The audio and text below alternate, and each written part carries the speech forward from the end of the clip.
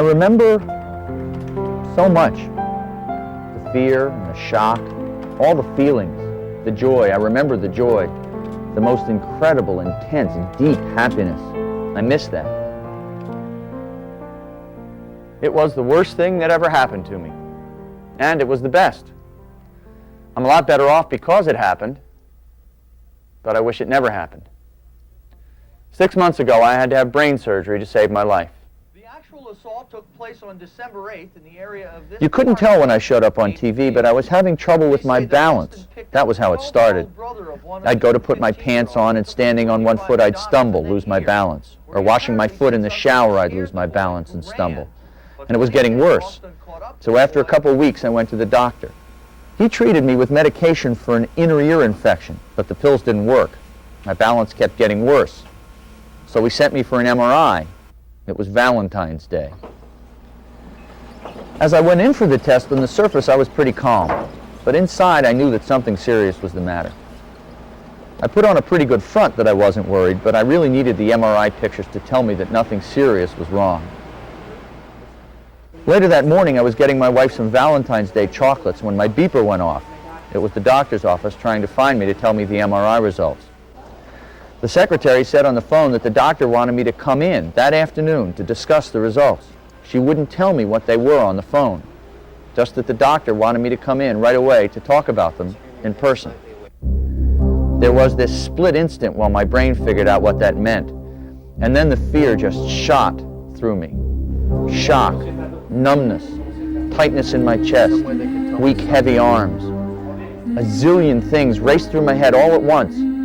Cancer, tumor, surgery, death. What about Toby, my wife? What about my kids?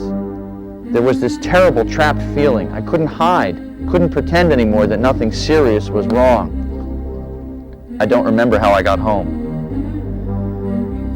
The doctor's usually friendly, confident voice was gone as he explained to Toby and me that the pictures had found a growth. He said it looked like a cyst on the surface of my brain. It probably wasn't cancer, he said, but he couldn't say for sure. It was unbelievable, incredible. I was struck dumb, stunned. And you'll need to have it out right away, he was saying. I heard him, but I was lost, deep inside myself, off somewhere else, watching it all like a movie. Only it was about me. I was trapped inside it. Brain surgery, me, right away. This can't be real. This can't be happening to me. On the way home, Toby and I talked about where I wanted to be buried, what kind of service I wanted to have. Death seemed close. By the time I got home, all I wanted to do was get going with what had to be done. Find a surgeon, tell my family, call work and tell them I wouldn't be coming in for a while. Deal with it. Get what little control I could, I guess, by making arrangements. Dive into the logistics and escape the fear. Calling my parents and brother and sisters to tell them was awful. Telling my 10-year-old daughter and 7-year-old son was heartbreaking. I just told them that the doctor had found a growth like a golf ball inside my head, and I'd have to have surgery to take it out, and I'd have to go to the hospital, and I might be there a week while my head got better, but I'd be okay when it was all over. I tried to be honest, but I kept my fear inside. The phone started going off like crazy, non-stop. Chet and Susan Warnick and my boss and friend, Emily, other friends in the news department, people from other departments in the building I barely know, friends from out of town who had heard from somebody in the newsroom who had called them. It was so amazing. It was so wonderful. Yeah. I cried a lot then, from all the love. That may sound like a sappy word, I guess, but that's what it felt like.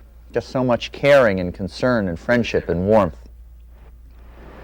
I was diagnosed on a Thursday.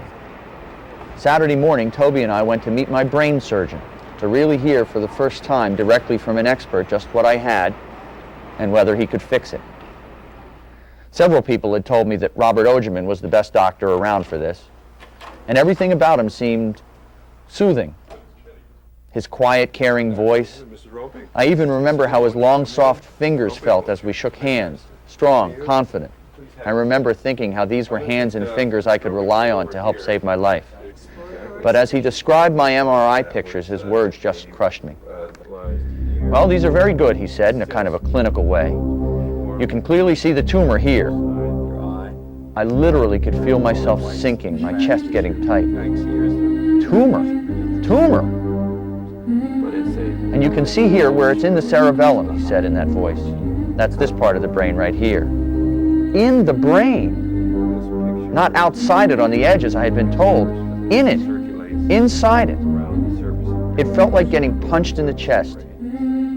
They were going to have to cut my brain open to get it out. I wanted so much to reach back and grab Toby's hand, but she was too far across the room. It was like getting that first diagnosis all over again, just as bad. The same numbness, the same shock, that same dizzying swirl of thoughts and fears and feelings.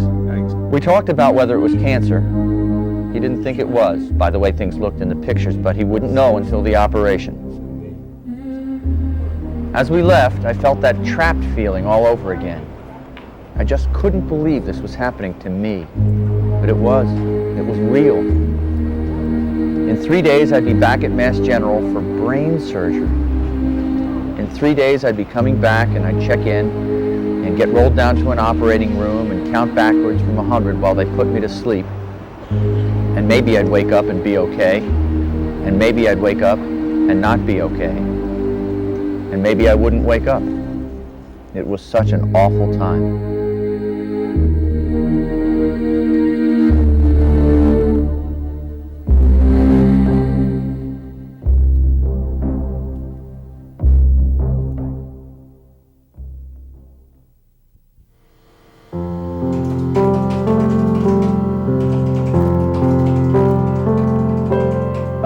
The day after I met with Dr. Ogeman, I was awake before my family, 6 in the morning, writing a goodbye note for my wife to read if I died. I love you still and forever. Our years were such a gift, such a treasure. Because of you, I grew and knew happiness and fulfillment beyond anything I had ever felt. I remember how I cried then, thinking of my life in the past tense and Toby's alone in the future. In some ways, I'm glad the time before the surgery was so mercifully brief. I can't imagine how people function facing something like that and having to wait for weeks. But in another way, there wasn't enough time. Not enough time to play with my wife and kids, to write a will, to write goodbye notes to my children. An amazing thing happened in that short time before the surgery. I grew so incredibly happy. I mean, really, truly content and full of joy. I realized all the good things I had in my life. Everybody calling, pouring out so much friendship and love, getting so much love from my parents and siblings. And then, so quickly, it was time to go to the hospital. I said goodbye to the kids and kissed and hugged them extra long as I sent them off to the school bus. The tears that morning were not happy ones. The hospital room seemed more like a hotel room. I unpacked and put those goodbye notes in a drawer next to my bed. That evening, our friend Alice brought the kids to the hospital. They were all over the place, looking out the window that peered 21 floors down across the Charles out onto Cambridge. They brought me some candy bars. They played with the hospital bed that adjusted every which way. Matt said it was awesome. He and I played tic-tac-toe and hangman. He used the words fall and toy. I used cerebellum. At about 8:30, Dr. Ogeman came in the room. I asked the kids to go wait in the lounge. The doctor wondered if there was anything else I wanted to know. Yeah, I said. I told him I'd been looking at this anatomy book we had at home, pictures of the brain and the cerebellum, and everything in it was labeled and colored and numbered. I asked him, when you go in, what does it look like? How do you know what to cut and where to cut? Well, the tumor, of course, looks very different, he said. Otherwise, it all looks pretty much the same. As far as knowing where to cut, we don't know for sure. It's a matter of experience and educated guesswork. This giant wave of fear swept through me. Guesswork. At that point, my biggest fear of all, bigger even than dying, was waking up some kind of brain-damaged vegetable. And here Ogerman was telling me he'd be guessing each time the scissors snipped. Pretty quickly I calmed down and looked at this experienced man with the beautiful, long, strong fingers that would be doing the cutting. And I told him, well, I guess if there's anybody around who's going to guess right, they say you're it. After he left, Toby and I went down to the lounge and got the kids. We took them to the elevators. I remember I got down on my knees and gave them each a long hug, drinking in that feeling of their little arms stretching wide to wrap around me. I asked them if they were both okay about this. They said yes, casually, relaxed. The door opened. I got on and waved goodbye, and they were gone. Toby and I talked for a while in the room. She cried a lot. She offered to ask if she could stay the night. She didn't want to go. But I needed her to go, to leave. I needed time to finally face it alone. We hugged for a long time and kissed, and then she was gone, and I was alone.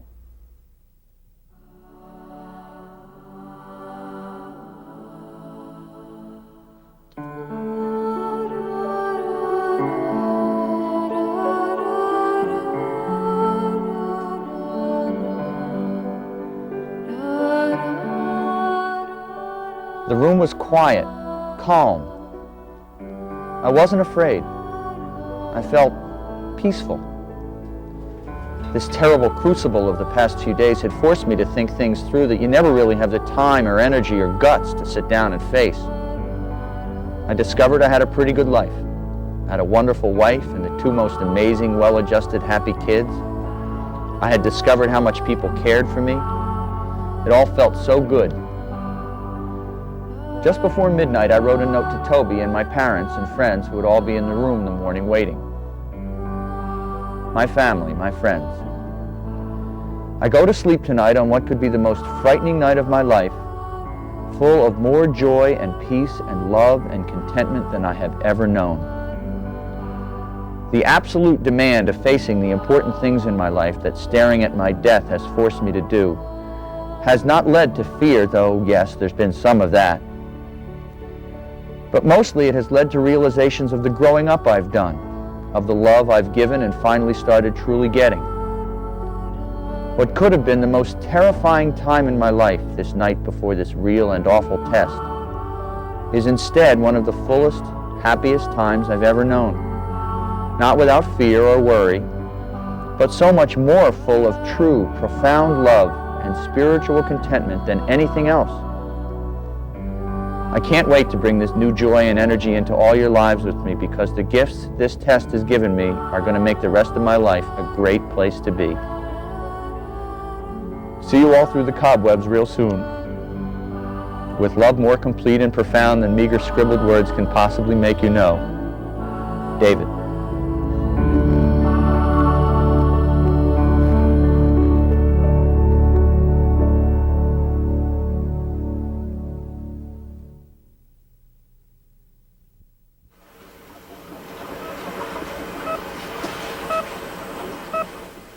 Waiting was so difficult.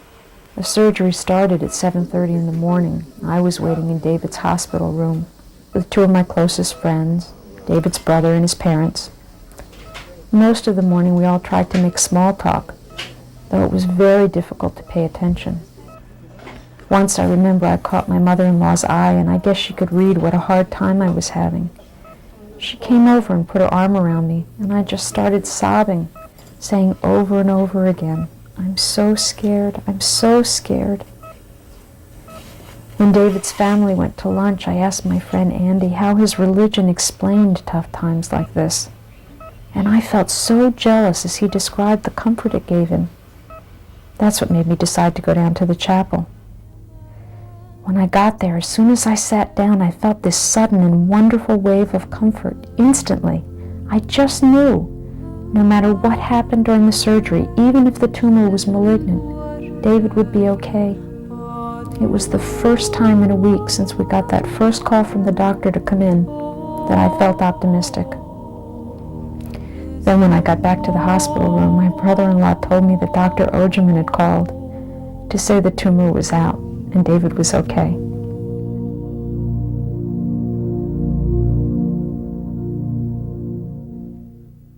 The first thing I remember after the surgery was waking up in some sort of recovery room. Toby was gently shaking my arm and calling my name.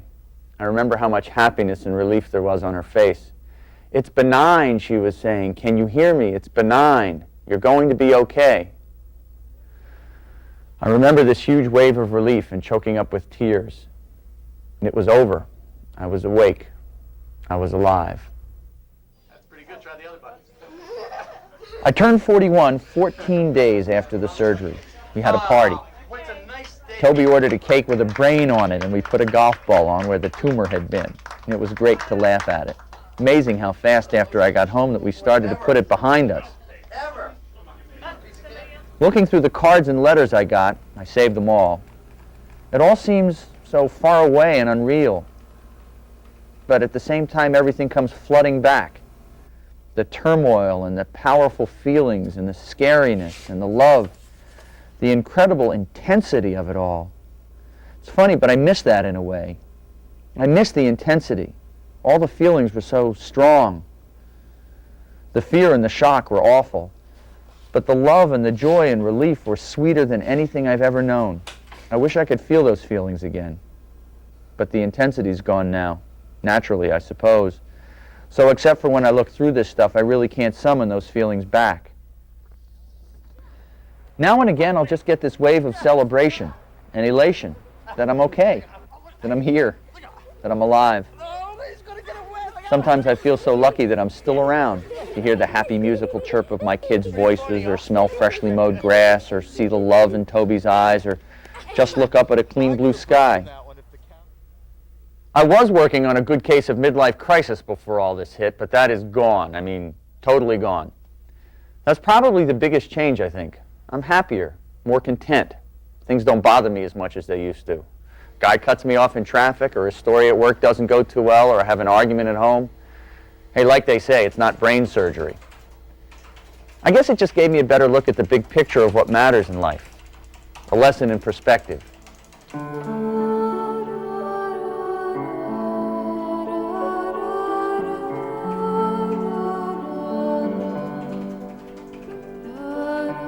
It was the worst thing that ever happened to me, and the best. And I wish it never happened. But for all the gifts it gave me, I guess part of me is glad it did. And I am glad those goodbye notes never had to be read.